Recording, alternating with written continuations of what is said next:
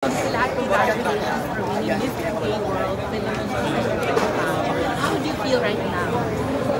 I feel very overwhelmed kasi, and happy as well kasi this is actually a one-year preparation for the crown.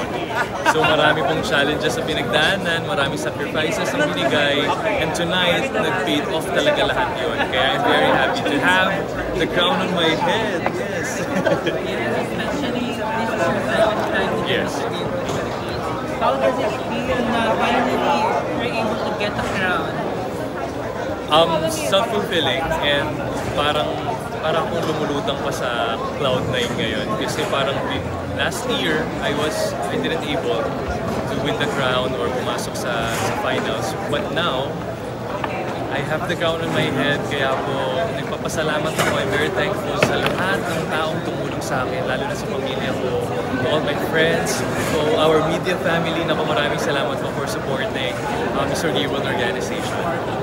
Ano sa tingin mo, kasi last year you weren't able to get the crown, Yes. but this time, nakuha mo na crown. Ano sa tingin mo, yung dahilan kung bakit mo nakuha ito? Or ano yung difference ng performance from last year to this year?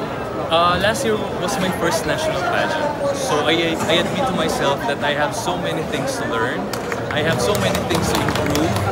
Kaya nung natapos na yung coronation last year, sabi ko sa sarili ko, magpapahinga lang ako ng isang buwan and then I will prepare for next year's competition. So yung core values, I guess, and yung purpose ko sa community, yun yung wala ko last year eh. Kasi the Mr. Gay World Organization is not all about for experiences, for fame and all. It's about purpose for the community. So yun yung kulang ko.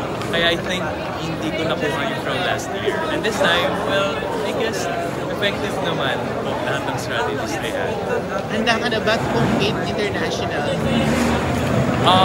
Definitely yes, I must say.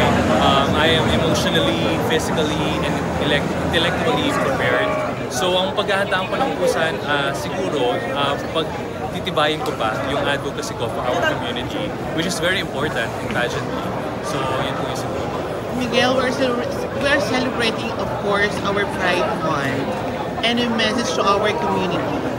Ayan, so to all our brothers and sisters, continue life.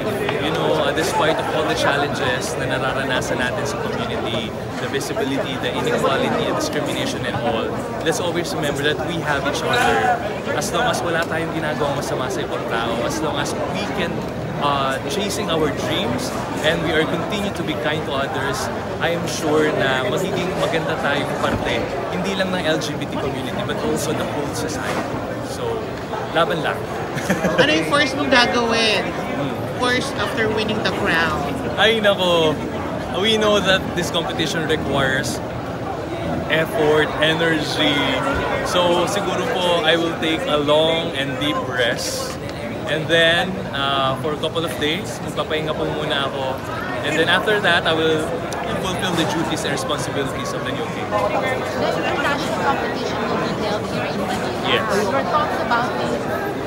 I'm excited kasi mas magiging madali for the Philippines na makipag-compete, no, sa ibang delegates from different countries.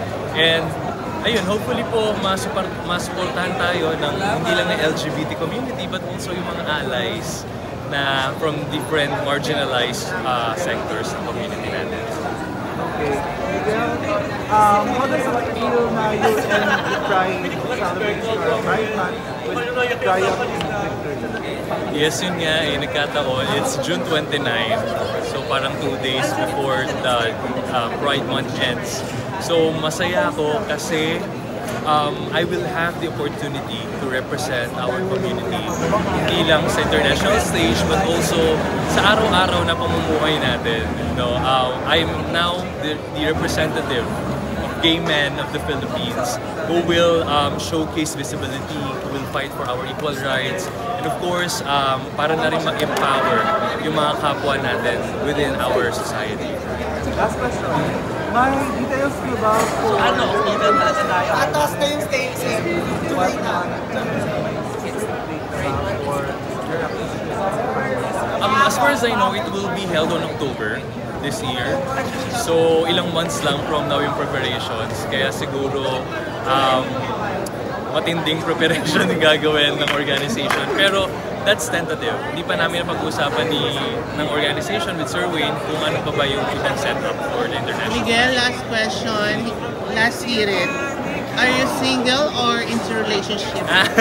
I'm not single. I am committed for more than 9 years. Ito ba siya? Yes, he's here. Yeah. Yeah, he's my partner for 9 years.